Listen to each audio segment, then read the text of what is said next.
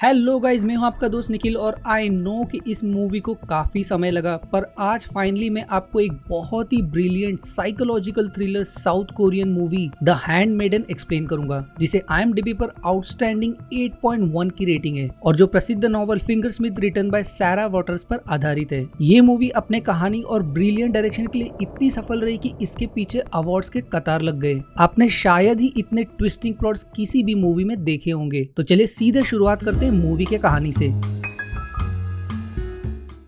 Movie 1930 के समय में दिखाई है, जब जापान अब भी कोरिया पर राज करता था। ये वो समय था जब कोरियंस को जापानीज कल्चर, उनके रहने के सिंपल तौर तरीके बहुत पसंद आया करते थे, इतना कि कोरियंस जापानीज का पार्ट बनने के लिए मरते थे। इसी दौरान मूवी के लीडिंग कैरेक्टर्स में से एक तमाका को, एक रोते बच्चे को किसी को सौंपते हुए ट्रेन और कार से लंबा सफर करते हुए एक आलीशान ब्रिटिश और जापानीज आर्किटेक्ट स्टाइल मैंशन जा पहुंचती है। घर के सुपरवाइजर से पता चलता है कि तमाका को इस घर के मालिक काओजुकी की भांजी इजुमी हाइडेको का एज पर्सनल मेड के लिए हायर किया गया है। काओजुकी, जिन्हें कोई संतान नहीं है, एक गोल्ड माइन ओनर और पूरे कोरिया में अपने एंटीक पेंटिंग्स और जापानीज बुक कलेक्शन के लिए प्रसिद्ध हैं। वो अपने कलेक्शन को अपने जान से भी ज्यादा प्यार करते हैं, इसलिए उनके मेंशन का एक पूरा हिस्सा उनके कलेक्शन से भरा है। काओजुकी नेचर में बहुत स्ट्रिक्ट, जापानीज कल्चर और भाषा से उन्हें बहुत लगाव है, इसलिए वो कोई और भाषा घर में बर्दाश्त नहीं करते और इसलिए टमाको के कोरियन नाम का जापानीज में मतलब ओगजू होता है, जिससे उसे यहाँ ग्रीट किया जाएगा।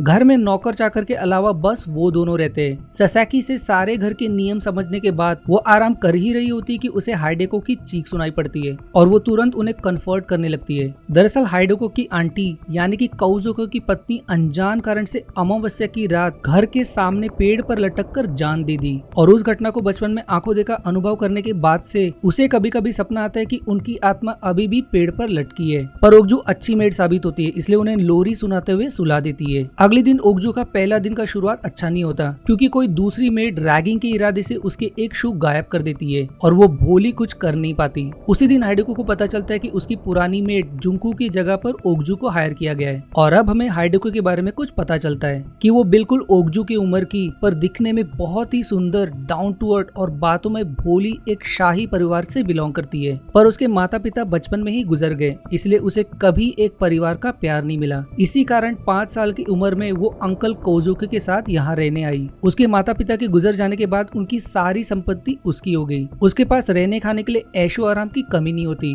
पर दो चीज जो वो हमेशा मिस करती है और वो है प्यार और आजादी, क्योंकि उसकी पूरी जिंदगी इस घर के 4 दीवार में कैद गुजरी होती है। एस्टेट में वॉक और अपने अंकल के लिए जापानीज बुक रीड करने के अलावा उसके अंकल उसे और कुछ करने नहीं देते और ना ही उसे बाहर जाने देते हैं। उसे अपने कमरे में एक धूप तक की रोशनी नसीब नहीं होती, क्योंकि उसके अंकल ने जानबूझकर झाड़ियों के बीच ये मैंशन खड़ा किया ताकि धूप के कारण उनकी बुक्स के पन्ने खराब ना हो सके। ओगजू खुद को हाइडेको को इंट्रोड्यूस करती है कि वो पहले भी जापानीज शाही घराने में काम कर चुकी है और उसे जापानीज बोलने और लिखने बहुत अच्छे से आती है और उन्हें अपना एक्सपीरियंस लेटर दिखाती है। पर अपने अंकल के लिए जापानीज नॉवल पढ़ पढ़कर वो अब बहुत ऊब चुकी होती है, इसलिए उसे ही पढ़ने को कहती है। पर ओगजू पढ़ नहीं पाती और उसका झूठ पकड़ा जाता है, पर हाइडेको उसके छोटे झूठ को माफ कर देती है, क्योंकि एक तरह से वो उसे उसकी याद दिलाती है। ओगजू के पैर से एक शू मिसिंग देखकर वो अपने कलेक्शन में से उसे एक शू ऑफर करती है, पर बातों के दौरान ओगजू अनजाने में काउंट फुजीवारा के बारे में बोल जाती है कि कैसे वो हाइडेको के एसेट्स, फिर हिचकिचाकर कहती है कि फेस के बारे में सोने से पहले हमेशा सोचते हैं। हाइडेको को सरप्राइज होता है कि उसे फुजीवारा उनके एक पेंटिंग टीचर के बारे में कैसे पता। तब ओगजू जैसे घबराहट में अपना रिस्पॉन्स बदल देती है कि उसे अपने नैनी से ये पता चला जो उनके यहाँ काम करती है। हाइडेको को उस समय ध्यान नहीं जाता, क्योंकि वो अंकल के लिए बुक रीडिंग के लिए लेट हो रही होती है, पर हमें एज एन ऑडियंस ओगजू पर शक होने लगता है, खास करके जब वो हाइडेको के एब्सेंस में उसके सारे कपड़े, हैट्स और ज्वेलरीज ट्राई करने लगती है। हाइडेको को पिकअप करने के लिए समय हो चुका होता है, इसलिए ओगजू काओजुकी के बुक मेंशन जाती है, जहां उसके कदम रखते ही काओजुकी उसे अंदर आने से साफ मना कर देता है, क्योंकि वो अपने कलेक्शंस के लिए बहुत पॉजेसिव होते हैं। अब उसी दिन अचानक से उसका चुराया शू मेड रिटर्न कर देती है। वहीं हाइडेको को पेंटिंग सिखाने के इरादे से फुजीवारा आता है और अब तब हमें पता चलता है कि ओगजू को एज मेड रेफर करने वाला वही है। जिस तरह फुजीवारा हाइडोकू की सुंदरता की तारीफ करता है, ऐसा मालूम पड़ता है जैसे वो उसे लुभाने की कोशिश कर रहा हो। और जब वो काम के बहाने से ओगजू को अपने रूम में बुलाता है, तब फ्लैशबैक में मूवी का सबसे पहला क्लाइमेक्स रिवील होता है। दरअसल ओगजू एके तमाको का असली नाम नामसुकी है, जिसने जिंदगी में कभी मेड का काम नहीं किया। वो मिस बॉक्सन के यहाँ रहती है, जो बच्चों को चोरी सिखाना और फेक चीजें तैयार करने में माहिर होती है। और वो अनाथ बच्चों को अमीर जापानीज के घराने बेचती है, जिन्हें कोई संतान नहीं होता, ताकि उन बच्चों को एक अच्छी जिंदगी मिल सके। अब हमें समझ आता है कि शुरुआत में जो बच्चे दिखाए थे वो इसी के लिए थे। सुकी की माँ को गाँव वालों ने उसके बचपन में ही सूली पर चढ़ा दिया, क्योंकि वो एक शातिर चोर थी। तब से मिस बोक्सुन ने उसे पाला पोसा, पिक पॉकेट करना और फेक और असली चीज में फर्क करना सिखाया। वहीं फुजीवारा शातिर और दिमाग से तेज, पेंटिंग्स में एक्सपर्ट, हाई ऑफिशियल्स के लिए इलीगल फॉर्जरीज डॉक्यूमेंट तैयार करना उसका पेशा होता है। पर ऑफिशियली वो जापानीज ऑफिशियल्स के लिए एक इंटरप्रेटर का काम करता है, जिसे पाने के लिए उसने कितनों के साथ धोखाधड़ी और घूस देकर आज वो इस जगह पहुंचा है। पर उसका सबसे बड़ा सपना एक जापानीज सिटीजन और जल्द से जल्द अमीर बनने का होता है, जिसके लिए वो कुछ भी कर सकता है। इसलिए उसने हाइडोकी से शादी करने का प्लान बनाया, जिसके लिए वो मिस बॉक्सन की मदद लेता है। वहीं कोजुकी, जो जान से भी ज्यादा अपने बुक कलेक्शंस को पसंद करते हैं, कभी कभी वो बुक कलेक्टर्स के लिए अपने बुक का ऑक्शन करते हैं, जिसके मदद से उन्होंने आज ये आलीशान बंगला बनाया। पर क्योंकि वो अपने बुक्स को खोना नहीं पसंद करते, फुजीवारा उनकी मदद करता है फेक्स बुक बनाने में, ताकि वो उन्हें असली बताकर बेच सके। पर उनका मेन प्लान फ्रांस में होने वाले सबसे बड़े ऑक्शन के सारे बुक्स को खरीदने का होता है, जिसके लिए उनके पास इनफ पैसे नहीं होते। इसीलिए फुजीवारा की तरह उनका भी हाइडोको के पैसे पर नजर होता है। इसीलिए सून वो अपने ही भांजी से शादी करने के इरादे में होते हैं। इससे पहले कि ये हो, फुजीवारा पहले तो हाइडोको के पहले मेड जुनको को बहला फुसलाकर काम छोड़ने पर मजबूर कर देता है और उसके जगह सुकी को रिप्लेस कर देता है, जिसके लिए वो उसे सारी ट्रेनिंग्स देता है कि कैसे उसे हाइडोको को अपने कंट्रोल में रखना है, ताकि वो उसके दिमाग में ये फीड कर सके कि उसे फुजीवारा के लिए प्यार है। और फिर दोनों भागकर शादी कर लेंगे, क्योंकि उसका अंकल उनकी शादी नहीं होने देगा। एक बार दोनों की शादी पर थप्पा लग जाए तो वो हाइडोको को पागल करके उसे मेंटल हॉस्पिटल भेज देगा और खुद उसके पूरे प्रॉपर्टी का मालिक बन जाएगा, जिसके लिए वो मिस बॉक्सुन और सुकी को अच्छे पैसे के अलावा हाइडोको के सारे कपड़े और ज्वेलरीज वो सुकी को दे देगा। अब हमें समझ आता है कि ये सारा खेल पैसों का है। वो फेक जॉब लेटर भी फुजीवारा ने ओगजू के लिए तैयार किया था। क्यों ओगजू हाइडोको के सारे कपड़े ट्राई करने लगती है, क्योंकि उसे पता होता है कि एक दिन ये सब उसका होगा। क्यों एक समय ओगजू गलती से फुजीवारा का नाम लेती है, क्योंकि फुजीवारा ने उसे प्लान के दौरान शेयर किया था कि वो हाइडोको के एसेट यानी कि 1.5 मिलियन येन इन कैश और 300,000 इन बॉन्ड्स पैसों के बारे में हमेशा सोने से पहले सोचता था। अब प्लान के अनुसार फुजीवारा भी अपने ईवल प्लान में शामिल हो जाता है। इसलिए मौका मिलने पर हाइडोको की ऐसी तारीफ करता है जैसे उसने अप्सरा देख ली हो, और उसे रोमांटिक लेटर के साथ एक इयररिंग्स भी भेंट करता है। वहीं ओगजू भी धीरे धीरे हाइडोको को कन्विंस करने लगती है, पर कभी कभी वो मिस्टेक कर बैठती है। जैसे इस बार वो गलती से ये बोल जाती है कि उसे जेम्स के बारे में एक जौहरी की तरह पता है, जो शक करने वाली बात होती है, क्योंकि एक साधारण मेड को ये कैसे पता हो सकता है। पर इसी दौरान दोनों में बॉन्डिंग्स बढ़ने लगती है, क्योंकि हाइडोको के लिए ये पहला बार होता है कि कोई उसे खुश रखता है, और इसीलिए वो उससे अपने कपड़े भी शेयर करती है। वहीं ओगजू को भी हाइडोको के लिए बुरा फील होता है, जिस तरह से उसे अपनी जिंदगी यहाँ गुजारनी पड़ी। पर ओगजू मिशन पर होती है, इसलिए हाइडोको के नाम पे फुजीवारा के प्यार के सीड्स बोने लगती है। पर ओगजू के बार बार कहने से हाइडोको उस पर बरस पड़ती है कि वो उसके पर्सनल जिंदगी में दखल दे रही है। पर फिर भी हाइडोको के बर्ताव से मालूम पड़ता है कि ओगजू का प्लान सफल हो रहा है, क्योंकि फुजीवारा भी फ्लर्टने से उसका दिल जीतने लगता है। पर जैसे जैसे ओगजू हाइडोको के बारे में और सीखती है, उसके प्रति उसके दिल में प्यार बढ़ने लगता है, और उसे ऐसा महसूस होने लगता है कि उसे भी उसके लिए प्यार है, क्योंकि दोनों की जिंदगी एक ही तरह से संघर्ष से भरी रही और दोनों को ही अपने माता पिता का प्यार नहीं मिला। इसीलिए अब ओगजू को फुजीवारा और हाइडोको के क्लोजनेस से जलन होने लगती है। पर एक समय दोनों को किस करते देख वो पूरी तरह से टूट जाती है और गुस्से में याद करने लगती कि वो आखिर यहाँ क्यों आई है, ताकि वो अपने और अपने परिवार के लिए अच्छा भविष्य बना सके। पर उसी रात कुछ अजीब होता है, क्योंकि दोनों में एक इंटीमेट मोमेंट बनता है और ओगजू को फिर से लगने लगता है कि शायद हाइडोको सच में उसे पसंद करती है, पर तय नहीं कर पा रही। पर अगली सुबह फुजीवारा और हाइडोको के फ्लर्टनेस से उसका दिल फिर से टूट जाता है। उसी रात हाइडोको ओगजू से सलाह मांगती है कि क्या सच में उसे फुजीवारा से शादी करनी चाहिए। हो सकता है कि वो किसी और से प्यार करती है। अब ओगजू को भी साफ दिखाई देने लगता है कि शायद हाइडोको उसके बारे में ही बात कर रही है, पर इस बार उसने अपना मन ठान लिया होता है और इसीलिए उसे बार बार सुझाव देती रहती है कि फुजीवारा ही उसके लिए परफेक्ट रहेगा। पर उसके रेस्पॉन्स से हाइडोको को गुस्सा आ जाता है और वो उसे थप्पड़ मारकर घर से निकाल देती है और अगले दिन गुस्से में फुजीवारा से शादी करने के लिए तैयार हो जाती है, पर एक कंडीशन पर कि ओगजू को भी उसके साथ चलना पड़ेगा। अगले दिन जब कोजुकी अपने काम के सिलसिले में हफ्ते भर के लिए बाहर जाते हैं, तीनों मौका देखकर भाग निकलते हैं और अगले ही दिन जापान पहुंचकर दोनों शादी कर लेते हैं। पर शादी के रस्म के तुरंत बाद हाइडोको फुजीवारा से कुछ लेती है, पर वो क्या है। वहीं शादी की रात हाइडोको अजीब कारण से ओगजू से लिपटने लगती है और उसके चेहरे पर अलग एक्सप्रेशंस क्यों होते हैं, ये सब हमें आगे क्लाइमेक्स में रिवील होगा। अगली सुबह बिस्तर पर खून देखने के बाद ओगजू का दिल और भी टूट जाता है, यानी कि दोनों ने सुहागरात की प्रथा निभाई। अब फुजीवारा शादी के सर्टिफिकेट और हाइडोको के प्रॉपर्टी को कैश में बदलने के इरादे से हफ्ते भर के लिए निकल जाता है। इसी दौरान हाइडोको ओगजू को पहले की तरह उसे ब्राइब के कपड़े पहनाती है और खुद मेड जैसे साधारण कपड़े पहनती है। इवेंचुअली फुजीवारा अपना काम खत्म करके हॉस्पिटल के स्टाफ के साथ लौटता है और अनजान कारण से वो स्टाफ्स ओगजू से सवाल करते हैं कि उसके हिसाब से फुजीवारा की पत्नी को किस तरह के ट्रीटमेंट की जरूरत है।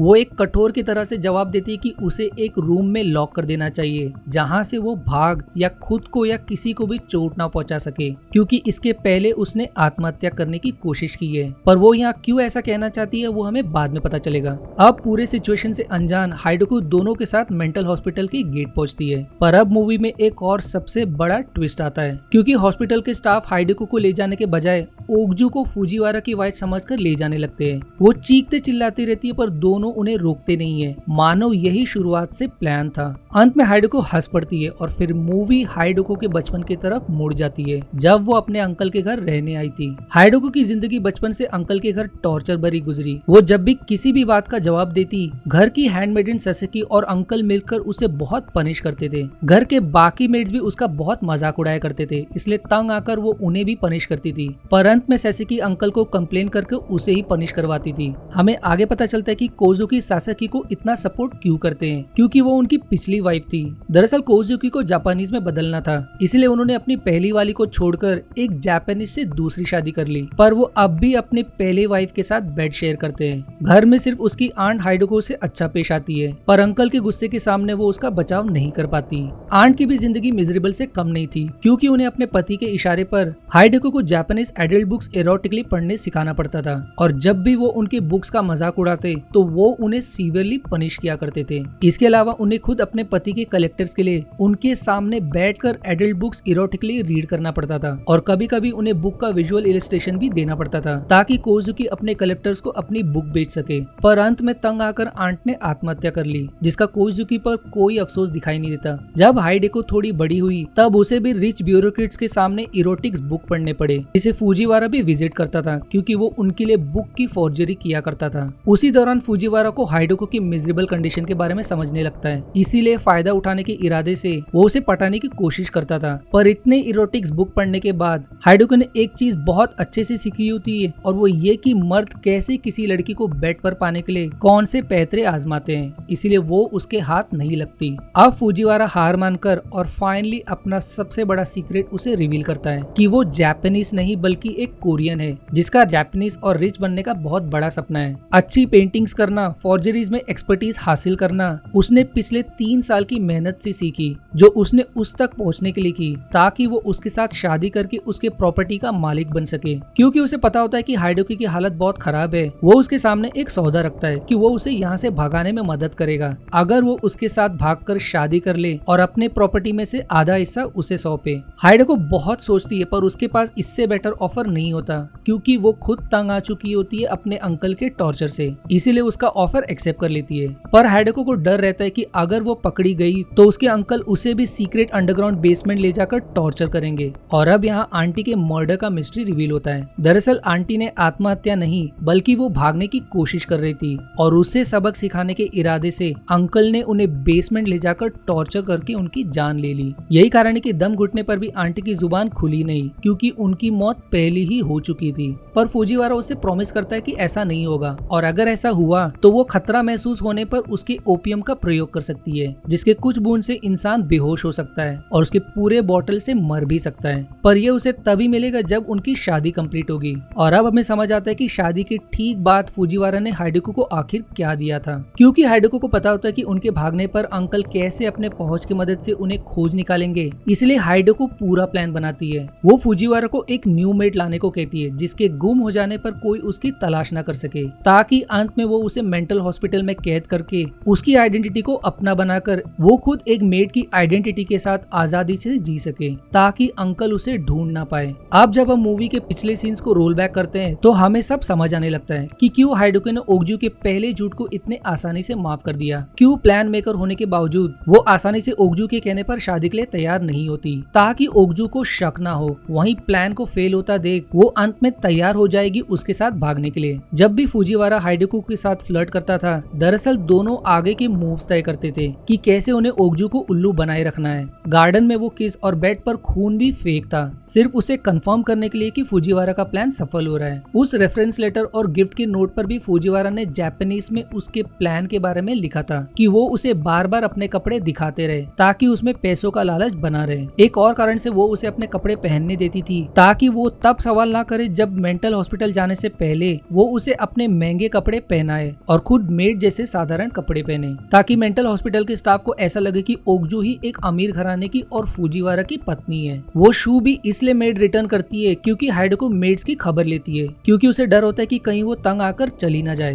हमें अब फाइनली समझ आता है कि आखिर वो मेंटल हॉस्पिटल के स्टाफ्स ओगजू से क्यों सवाल कर रहे थे। दरअसल फुजीवारा ने उन्हें पहले ही बताया था कि उसकी पत्नी की दिमागी हालत ठीक नहीं है, जो खुद को उनके घर की मेड समझ रही है। इसीलिए स्टाफ्स उसकी बीमारी को कंफर्म करने के लिए उसका टेस्ट लेते हैं। अंत में दोनों अपना रोल ओगजू के अगेंस्ट परफेक्टली निभाते हैं ताकि उसे उनके बारे में शक ना हो। अपना प्लान सक्सेसफुल होने पर दोनों एक लग्जरियस लंच एंजॉय करते हैं। वहीं ओगजू हॉस्पिटल का सड़ा खाना खा रही होती है। उसी दौरान फुजीवारा हाइडोको को अपना एक प्लान और रिवील करता है कि उसे सून हॉस्पिटल से खबर मिलेगी कि ओगजू नहीं रही। उसने ऐसा इसलिए किया ताकि पीछे कोई सबूत न छूटे, और तभी ओगजू को अपने राइस बॉल में एक इंसेक्ट मिलता है। वहीं फुजीवारा अपने फॉर्जरी की मदद से ओगजू के रियल नेम नामसुकी के नाम का एक पासपोर्ट तैयार करता है, जिस पर सिर्फ हाइडोको की फोटो की जरूरत होती है। पर अब मूवी में तीसरा और आखिरी क्लाइमेक्स रिवील होता है, क्योंकि ओगजू अपने लोगों की मदद से हॉस्पिटल से भाग निकलती है। दरअसल फुजीवारा और हाइडोको मिलकर नहीं, बल्कि हाइडोको और ओगजू मिलकर फुजीवारा को उल्लू बना रहे हैं। जब धीरे धीरे ओगजू के मन में हाइडोको के लिए प्यार बनने लगा था, तब हाइडोको के लिए भी उसके लिए सेम फीलिंग्स डेवलप हो रही थी। दरअसल हाइडोको ओगजू को अपने जाल में नहीं फंसाना चाहती थी, इसीलिए गार्डन में वो किस और पेंटिंग के दौरान फ्लर्टिंग उसकी मजबूरी थी, क्योंकि फुजीवारा उसे मनाने में सफल रहा कि ओगजू उसके पैसों के पीछे है। हाइडोको कंफ्यूज थी कि क्या ओगजू को सच में उससे प्यार है, इसलिए एक समय वो उसे इशारे में पूछती कि अगर उसे किसी और से प्यार हो तो क्या उसे फिर भी सच में फुजीवारा से शादी करनी चाहिए, जिसका जवाब सुनने पर वो टूट सी जाती है। वहीं वो भोली ओगजू को अपने प्लान में फंसाना भी नहीं चाहती, इसलिए खुद लाइफ से तंग आकर खुदकुशी करने पड़ती है। पर ऐन मौके पर ओगजू उसे बचा लेती है और उन्हें समझ आता है कि रियलिटी में दोनों भी एक दूसरे को बहुत पसंद करते हैं और इवेंचुअली दोनों एक दूसरे से अपना प्लान शेयर करते हैं। अब सब समझने के बाद दोनों फुजीवारा के अगेंस्ट प्लान बनाते हैं, जिसके बारे में सबसे पहले ओगजू अपने लोगों को अपडेट करती है ताकि आगे वो लोग उसे हॉस्पिटल से रिहा कर सके।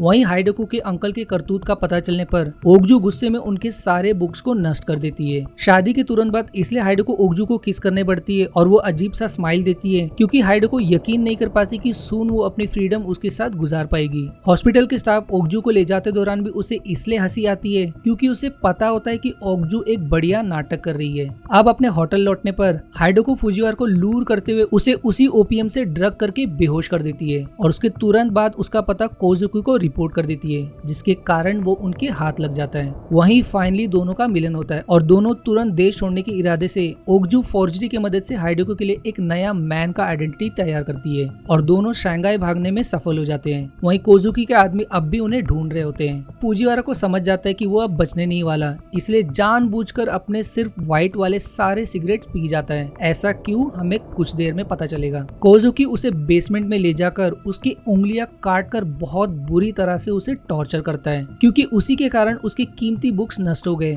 और हाइडोको की जायदाद उसके हाथ से निकल गई। फुजीवारा फिर भी मरने से पहले एक आखिरी विनती करता है अपने सिगरेट्स पीने का, जो वो अलाउ करता है। और अब रिवील होता है कि फुजीवारा ने जानबूझकर ब्लू कलर वाले सिगरेट्स बचा कर रखी थी, क्योंकि वो जानलेवा मर्क्यूरी से बनी थी। इससे पहले कि कोजुकी उसे और टॉर्चर कर सके, वो स्मोक करके आत्महत्या कर लेता है। वहीं बेसमेंट बंद होने के कारण स्मोक से कोजुकी भी मारा जाता है और मूवी हाइडोको और ओगजी के हैप्पी एंडिंग के साथ खत्म हो जाती है।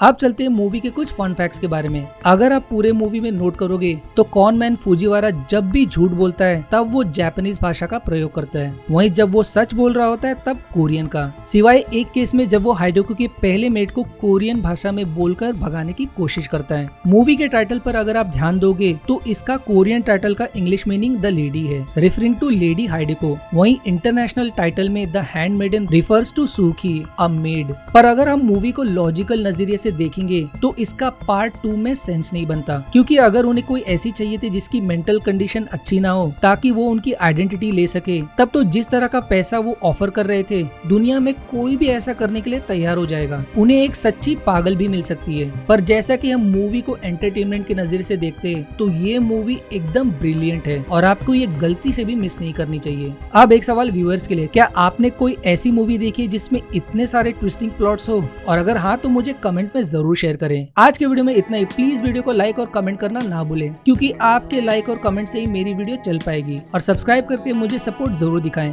मैं मिलूंगा अगली बार एक और न्यू एक्सप्लेनेशन में। तब तक के लिए धन्यवाद दोस्तों।